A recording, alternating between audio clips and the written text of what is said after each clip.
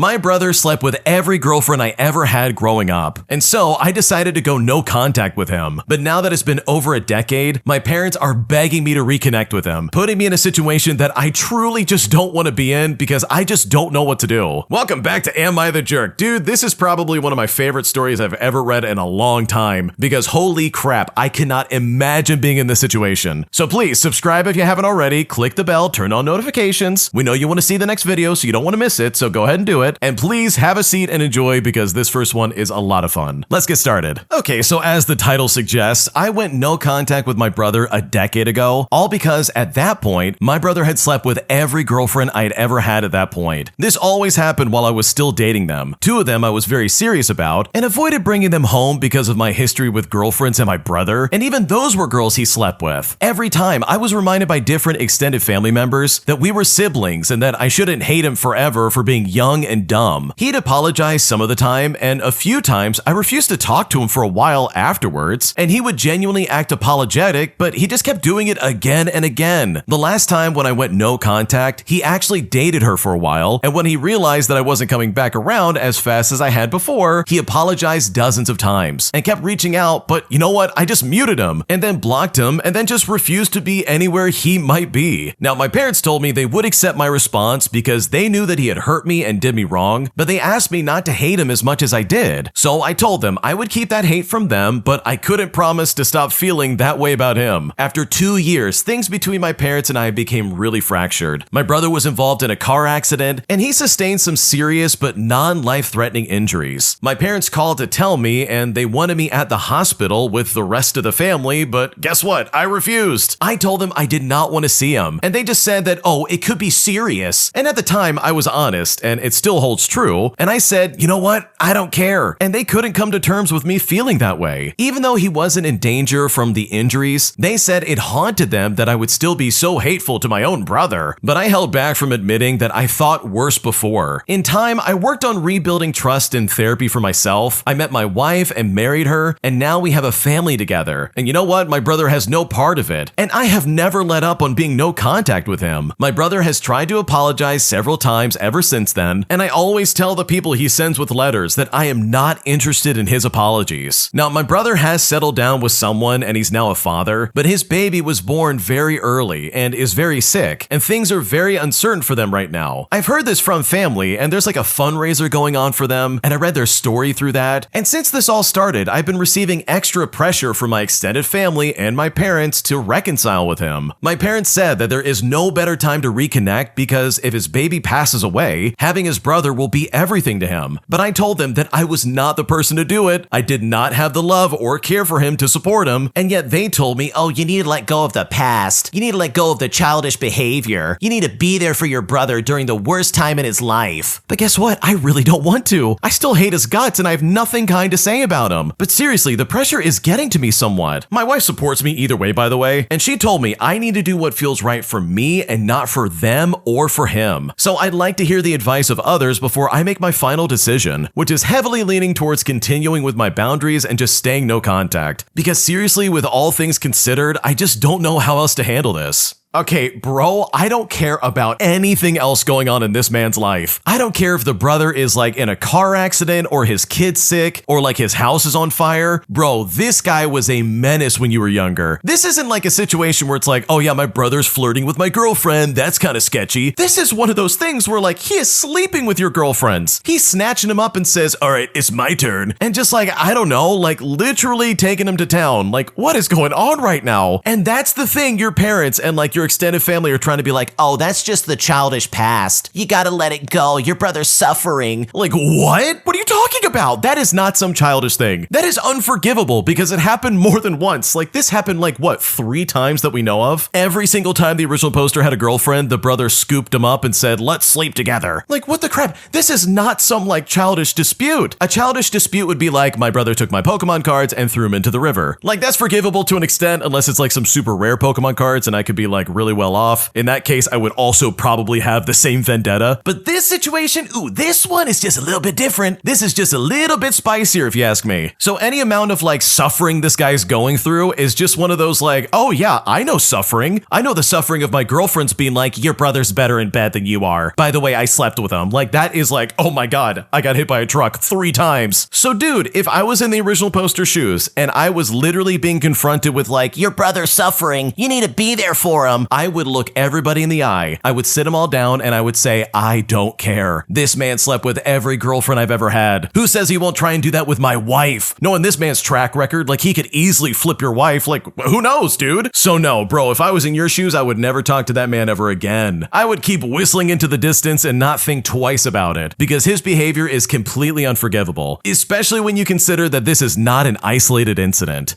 If you like Am I the Jerk and what we're doing over here, please check out Am I the Genius. It's going to be linked down below in the description. Just click and go ahead and subscribe to them. And also, if you have your own stories you want to submit, go to AmITheJerk.com/submit if you want to submit your own stories. We're reading them all the time and we're picking out the best ones, so trust me, we would love to hear what you have to say. Am I overreacting for considering divorcing my husband after my car accident today? Because his reaction to this accident is honestly really disturbing and I just don't know what to do. Here's basically what happened. Okay, so today I was involved in a car accident on the freeway. The car in front of me just stopped rapidly and I just didn't have enough time to catch my brakes. I hit their car at a low speed, but then the car behind me rear-ended me at 40 miles an hour. I felt really shaken up and I was taken by ambulance to get checked out. Honestly, I've never been in a car accident before and it was really overwhelming and very scary. I got the people's numbers and one of the people's insurance, and I got the older lady's phone number, but not insurance information. I took a video of my car, but didn't get pictures of the other people's cars because I was just overwhelmed and scared, and I was in the middle of a busy freeway. My car got towed since I was taken to the hospital, and I now have neck and back pain, but luckily it all checked out as okay on the imaging. Highway Patrol made a report, but they never gave me a number on hindsight. I called my husband who met me at the hospital, and he seemed kind of annoyed, but I didn't say anything. I asked him to call our insurance and I gave him the info that I had, and luckily the people involved in the crash were very nice and they gave all their insurance information. I just didn't have the best pictures that I really wanted to have. After we left the emergency room, we decided to try the tow yard to see if I could get my car back. They were supposed to be open, but no one was there. So we called and they said they would send someone in like 30 minutes. Since the car will need significant repairs, I figured while we wait, we should see if I can get like a rental car, since in reference to where we were, it was close by. Now, it was a circus at the car rental, and they didn't have anything our insurance would cover. So then we went back to see if the tow yard had someone there, and they still didn't. While I was on the phone updating our insurance, my husband tried to call the tow yard again with no luck. I then just told him, hey, let's just go. And when I said that, he started getting upset, saying that I should have said specific things to our insurance company about the car rental problem. And I said to him, well, I'm sorry, I can't read your mind. I didn't know you wanted me to say that. But then he proceeded to get more visibly frustrated. When we got in the car, I said to him, you're being kind of mean right now. And when I said that, he lost it, saying I have no common sense to not take a picture of the cars during the accident, and that it was very difficult to try and file a claim when I didn't get the appropriate information. He then started yelling, saying he doesn't need to baby me through life, and who gets in a car accident and doesn't take pictures of license plates or anything else. I then responded by saying that it was a stressful situation, and I'd never had this happen before. He was so angry, so I told him he should just go back to work or leave and just drop me off at home. Well, he did and came back home maybe 30 minutes later. And if I'm being completely honest, I'm upset with his reaction and I don't think it was appropriate. He asked if I wanted to talk and I just said no. This really rubbed me the wrong way, and I don't know if I can really be married to someone who treated me like this. So am I overreacting here because I really just don't know what to do?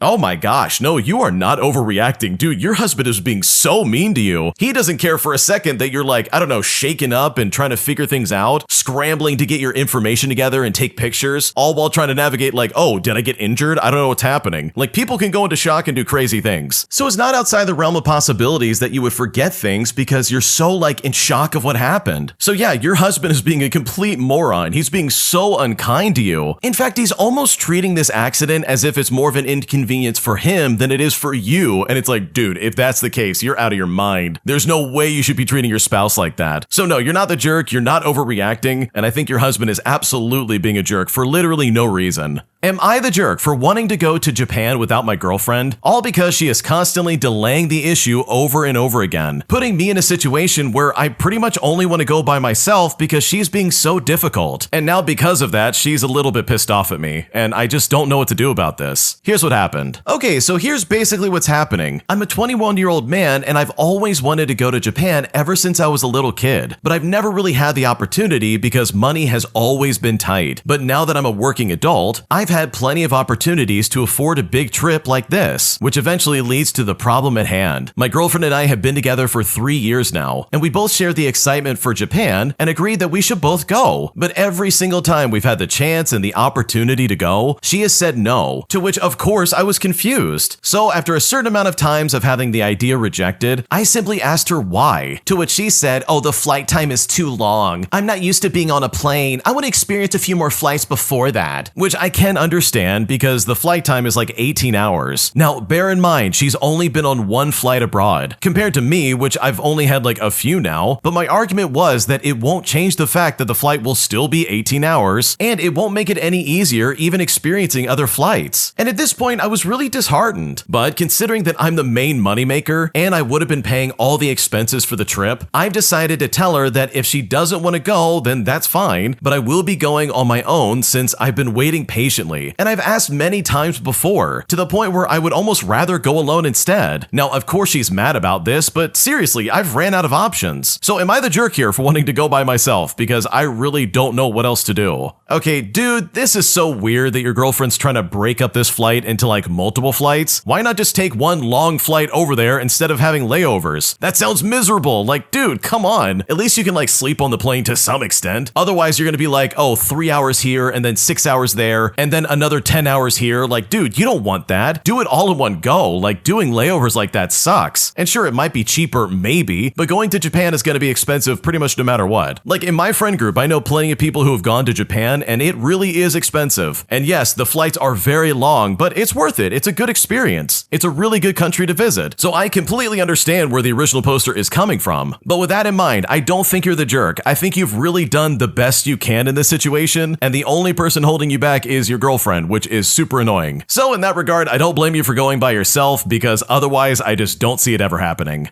Did I overreact by getting up and leaving a second date after this guy literally started mocking my voice? Because after my past with my previous partner, I seriously just don't like being mocked, and that was something I didn't want to put up with. But I just don't know if maybe I'm being too sensitive and I need to give this guy another chance, because right now I'm not really sure what to think of this. Here's what happened. Okay, I'm a 25-year-old female, and recently I just walked out of a second date with a guy I met on a popular dating app. Now, we initially had a really good first date. I was excited to go on a second date with him, and we had our date at a cute cocktail bar, and I don't know why, but sometimes when I drink alcohol, my voice gets a little nasally, and I can get a little bit congested. Well, we were on our second drinks when he suddenly started mocking my voice. I then looked at him and I said, "Did you just mock me?" And he just immediately said, "Oh, I'm sorry, I was just playing." To which I said, "I actually think that's really disrespectful, and I don't like that. I'm gonna end the date now." I then put down a $20 bill to cover my drinks, then I got up and I left. He then followed me outside apologizing, saying, "Come on, I'm really sorry. Don't you think you're being a little sensitive?" And here's where I'm wondering if I'm overreacting. In my early 20s, I dated someone who eventually became extremely awful towards me. We're talking hostile in the worst way possible. By the end of our relationship, he had really hurt me. He had held a weapon to me. He would call me every horrible name in the book. And trust me, the list goes on and on. But honestly, it all started with little things like mocking me and teasing me, putting me down in joking ways. And I'm now of the belief that jokes are supposed to be funny. And I don't think being mocked is funny at all. However, when I was telling the story to my best friend, she didn't say anything, but I could tell based on the look of her face that she thought maybe I was overreacting in some way. Ever since the date ended, he texted me a few times apologizing and asking for another chance. But I just got annoyed and I ended up blocking his number. And he downloaded like a texting application at least, and I really think that's what he did because he started texting me off a new number. Anyways, am I overreacting here? Like, is this really a deal breaker? Because I don't know what else to do.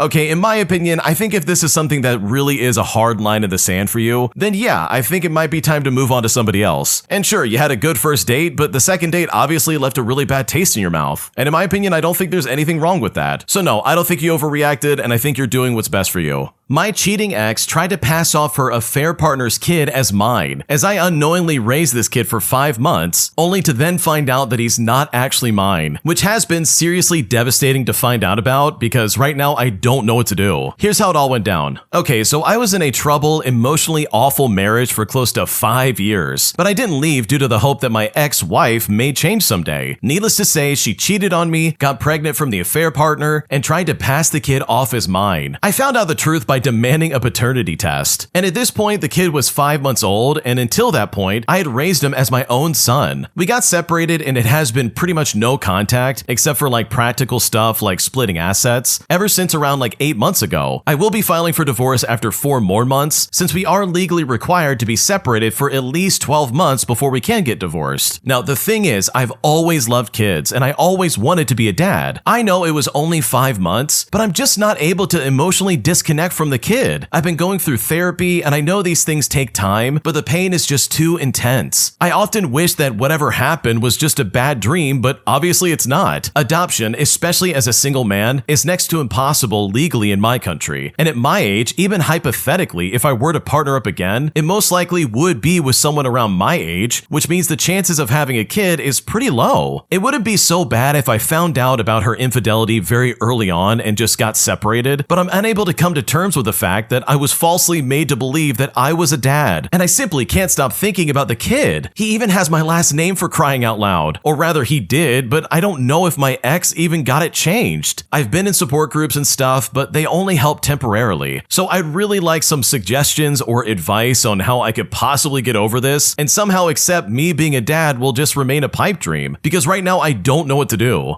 Oh my gosh, this is some nightmare fuel. You mean to tell me this lady actually passed this kid off as yours and you found out after you started like raising him? Like, good lord. That is some very toxic behavior, dude. I would really be devastated by that as well. So I'm so sorry you're going through that. You don't deserve that in the slightest. And hopefully you can get past this because this honestly really sucks. Today, I need to confess that I've been faking a chronic balance disorder for 6 months just so I can avoid my friends, as I was tired of hanging out with them all the time and going to parties constantly. And now this has suddenly morphed into an entire lifestyle, as they're all convinced I have like debilitating vertigo, even though I would rather just stay home and avoid all of them altogether. Here's what happened. Okay, so it all started with a minor ear infection back in November. It was nothing crazy, just some fluid and a week of antibiotics. But when my social circle started hitting me up for the usual Friday night bar crawls and weekend trips, I realized that I absolutely despised every single one of them. I didn't want to explain why I was tired of their drama, or why I didn't want to spend another $100 on overpriced gin and loud music. So you know what? I just lied. I told them the infection caused some weird vestibular balance issues, and that I basically could not handle loud music or bright lights without getting dizzy. What started as a 1-week excuse has turned into a full-blown lifestyle. I have spent the last 20 weekends sitting on the couch in total silence, and if I'm being honest, it's been the best time of my life. My friends think I'm this tragic figure stuck at home recalibrating my nervous system, and they send me these overly sympathetic text messages about how they miss the old me and how they hope I can join them for a concert soon. I just reply with some vague nonsense about how the vertigo's still acting up and that my doctor says I need more rest. I've even started pretending to walk a bit slower and avoiding quick head movements when I run into someone I know at the grocery store. The guilt should be hitting me, but it just isn't. I realized that the only reason I was hanging out with these people was because of social momentum and the fear of just being alone. But now that the momentum is dead, I have zero desire to restart the engine. I'm a 29-year-old man who's officially retired from being a cool guy. My bank account is up because I'm not paying for Ubers or rounds of shots for people I don't even like that much. My stress levels are down because I don't have to listen to Dave complain about his crypto losses for the 15th time. I've basically become a professional hermit, and I've never felt more sane. I know eventually the lie will collapse. People will expect me to get better, or they will just stop asking, and I've already started planting the seeds for a chronic condition that might last for years. I told my mom that the specialists are baffled by my inner ear issues, and honestly, she was worried, and she sent me a care package with like herbal teas and a weighted blanket, and I felt like a scumbag for 10 seconds, but then I went back to like playing video games in the dark. I'm not sick. I'm just finally free from the pressure of being social, and I'm terrified of the day where I have to be healthy again, because honestly, I kinda don't want to go back. Okay, this is really funny to me, dude. This is like one of those situations where it's like, dude, I have such bad anxiety where I would rather fake like a lifelong illness than approach my friends and say, hey, I don't want to hang out anymore. Like, I get it, dude. Holy crap, I wouldn't want to do that either. Vertigo is way easier than explaining that these people suck and I don't like them. So sure, I guess this works for now, but dude, it would probably be better just to be honest with them, or at least end this fake illness at some point. Like, I don't know. It kind of seems like this can get out of hand pretty quickly if you're not careful, but also if you're happy, then dude, screw them. Stay at home, dude. Stay home all day and play video games. If that really makes you happy and these people suck that much, then keep at it, in my opinion. I think that's a really funny way of handling it, and if it's working, then just keep on going, I guess. Today, I messed up by falling for a fake job scam and losing $3,000 out of my banking account. And now I feel so embarrassed and angry and incredibly frustrated. And at this point, I seriously don't know what to do. Here's what happened. So I want to start this off by saying that this happened 2 weeks ago. I got laid off from a job in the middle of September, and I have been struggling to find work. I've got my resume revamped and been working with career coaches, but nothing seems to be helping with it. After my final resume was returned to me, I began sending off applications, and within a day or two, I got an email that a company wanted to interview me for a possible remote position. And when I saw this, I was so excited. I was so happy that the service worked with the career coaches and that all I needed to do was buff up my resume. For the past 5 years, I've had an hour commute each way, and then another 3 years of doing 45 minutes before that. Remote work at this point sounded like a dream come true. A few days later, they send me an interview packet. It's a questionnaire in lieu of a panel interview.